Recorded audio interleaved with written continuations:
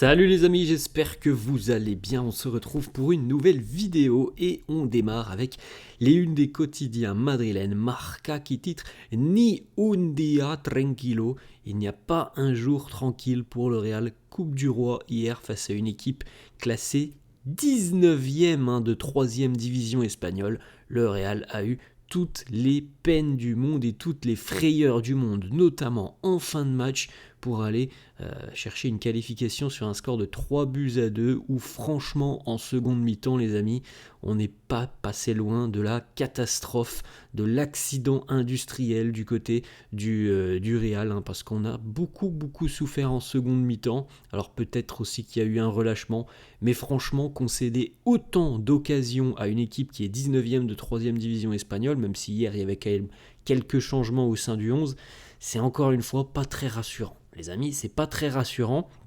Et on signale aussi un arrêt exceptionnel d'André Lunin dans les derniers instants de cette rencontre, un arrêt qui évite au Real de faire match nul et d'aller sur une prolongation où on ne sait pas trop ce qu'il aurait pu se passer. La une du quotidien AS qui titre Ni Mbappé evita otro susto. Même Mbappé n'évite pas cet effroi, cette peur du côté du Real. Alors on a mené 2-0, il y a eu 2-1, il y a eu 3-1, il y a eu 3-2, et franchement dans les derniers instants les amis, on n'était pas très loin du 3 partout. Donc voilà, on est qualifié, on va retenir la qualification, encore une fois, pour la consistance, la régularité sur 90 minutes, on repassera, on n'y est toujours pas, on est très loin de l'objectif les amis, parce que véritablement on s'est fait très peur. La seconde mi-temps est à oublier, la première il y a beaucoup de satisfaction et une domination assez importante. La seconde mi-temps, vraiment, c'était pas très beau. A noter par exemple aussi les amis que l'Atlético s'est imposé sur le score de 3-2. On regarde donc les amis le résultat, 3-2 pour le Real, Kylian Mbappé 42e, Farando contre son camp 46e, et puis ensuite on a Arroyo 80e, Mbappé 88 et Di Renzo 91, et puis on est passé très proche du 3 partout avec une parade miraculeuse d'André Lunin que l'on peut féliciter, parade miraculeuse dans les derniers instants de cette rencontre, parce que on y allait tout droit là, en prolongation, si ça allait au fond des filets. David Jiménez et Roré Sestero ont réalisé leur début hier en équipe professionnelle avec le Real. Félicitations aux deux jeunes du centre de formation. Roré Sestero qui nous dit c'est un rêve qui est devenu réalité. J'ai toujours voulu donner tout sur le terrain, représenter le Real, le plus grand club au monde.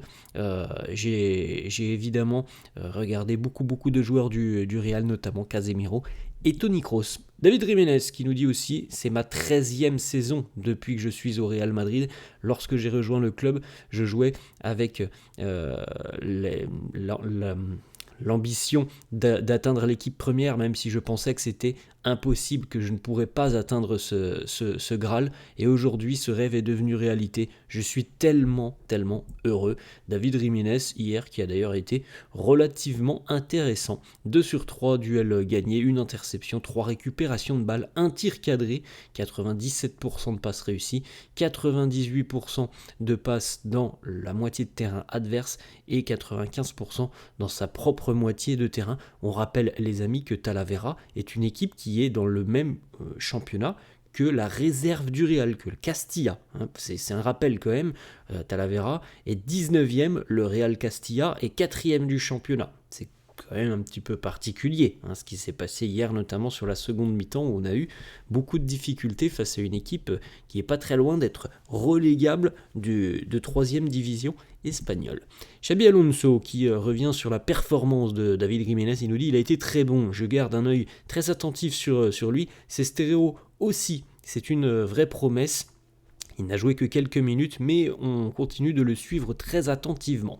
Félicitations à Kylian Mbappé qui a joué donc l'intégralité de cette rencontre, et heureusement que Mbappé était là, certainement, parce que les 3 buts c'est du Kylian Mbappé. Alors il y en a 2 qui sont pour lui, plus le contre son camp, ou c'est Mbappé qui provoque le contre son camp du joueur de Talavera. Kylian Mbappé en 2025, c'est 58 buts marqués sous les couleurs du Real Madrid, toutes compétitions confondues. Il n'est qu'à un but du record de Cristiano Ronaldo et de ses 59 buts inscrits en 2013. On lui souhaite évidemment de marquer ce week-end face au FC Séville. Encore une fois, les amis, la dépendance à Mbappé, on dit les mêmes choses, à chaque match on dit les mêmes choses depuis près d'un mois, les amis.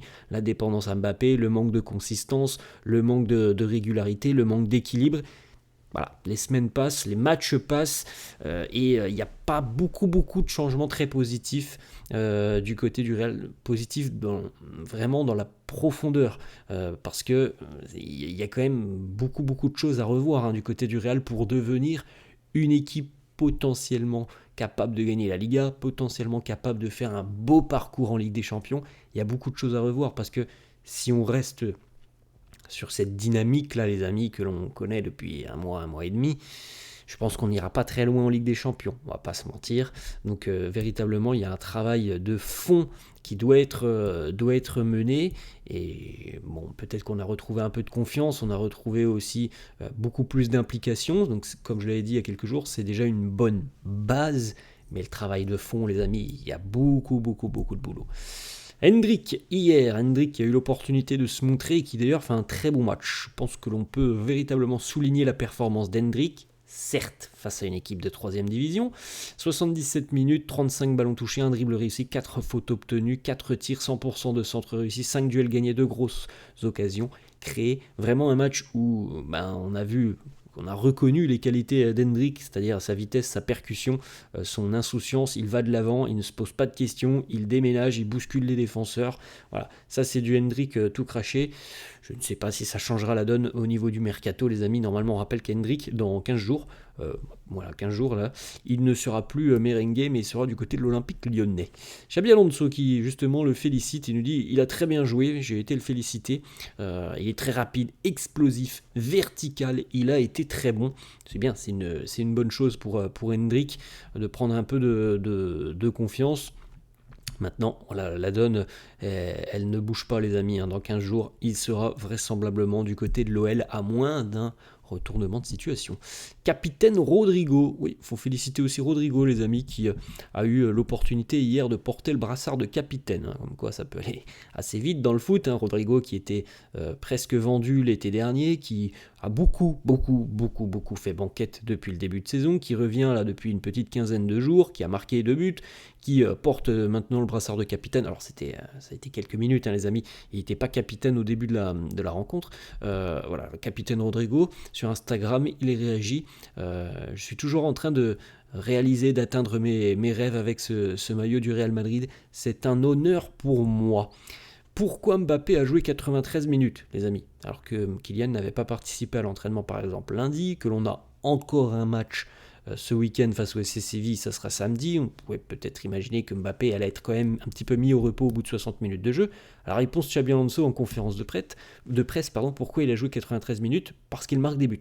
Voilà, au moins, ça c'est très clair. Et il est vrai, les amis, que peut-être que si Mbappé n'avait pas été sur la pelouse hier, le résultat aurait peut-être été différent, on ne le saura jamais.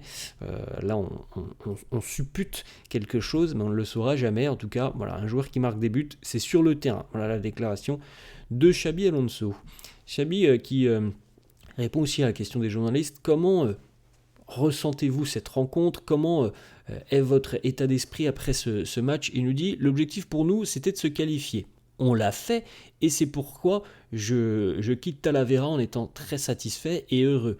Il est vrai qu'une nouvelle fois, nous avons manqué de consistance et de cohérence dans notre performance globale. On doit être beaucoup plus mature et ne pas penser que rien ne peut nous arriver. Alors je ne sais pas si les joueurs pensent ça, notamment en Liga et en Ligue des Champions. En tout cas, peut-être qu'hier, il y a eu cette impression que le Real a un petit peu arrêté de jouer en seconde mi-temps, je pense.